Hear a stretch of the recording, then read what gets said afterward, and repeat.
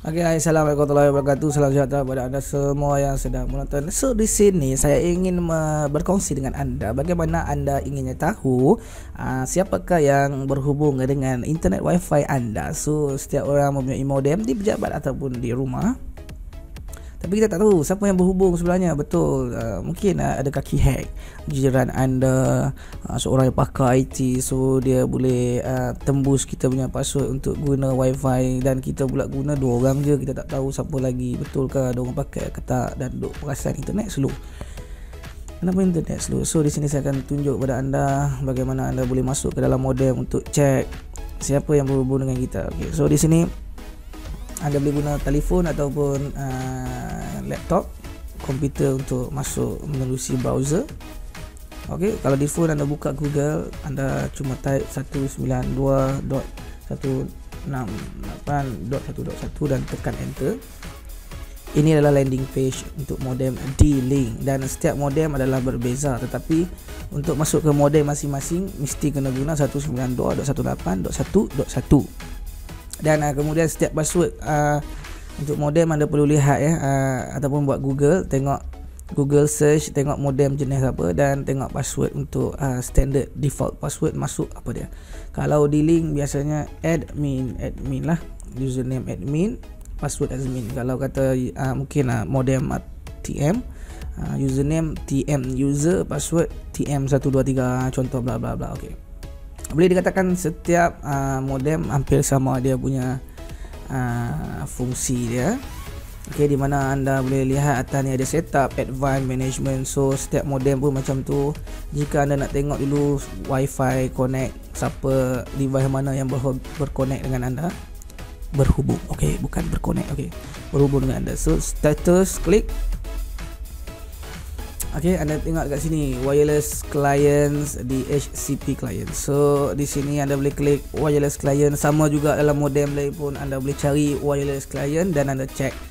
Ya, di sini ada 4 device yang telah berconnect ke dalam modem saya, dan saya boleh tahu ya bla bla bla bla. Ada 4 orang. So kalau di DHCP client kita boleh tengok ada 5. Ini berarti 5 orang pernah berhubung dengan saya punya modem lah sebelum ni. Tapi yang masih lagi ada connect, ini orang 4 orang. Okey, kemudian anda nak tahu ini 4 orang ni, kalau kita tahu dalam rumah kita ada 4 orang saja, memang betul lah. So tak ada orang luar yang dapat berjaya masuk ke wifi kita. Tapi anda boleh check, contoh cara anda nak tengok MAC address ni siapa punya. Buka Google balik, anda tulis MAC lookup. Okey, tekan enter, dan kemudian MAC address, ataupun anda saya ambil ni lah MAC vendor, try pula MAC vendor. Mana-mana pun boleh, sama je anda masukkan.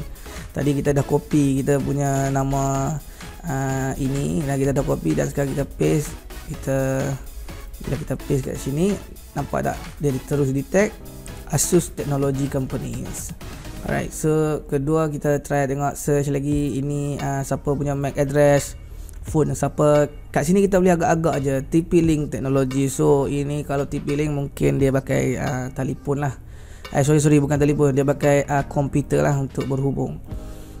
TP-Link makna kata kalau kata dia guna phone, memang dia akan naik company tersebut. FN Link, ini mungkin satu lagi komputer yang berhubung di atas kita. Okay, so di sini Xiaomi Communication. So di sini jika anda boleh block sebenarnya kalau anda tak suka nah.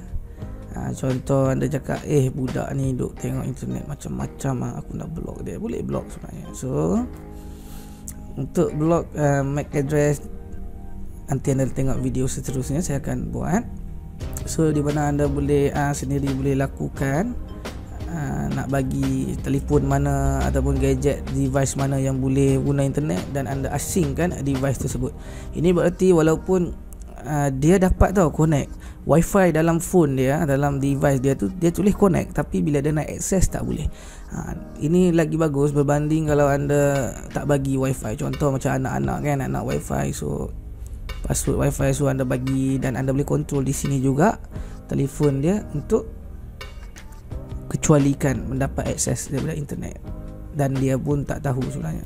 Okay, so jangan lupa untuk subscribe channel ini, dan jika ini sangat membantu anda, jangan lupa untuk like, dan InsyaAllah saya akan berkongsi sebaik mungkin sebelum saya bertukar ke Unify, sebab nanti modem Unify lain sikit saya rasa.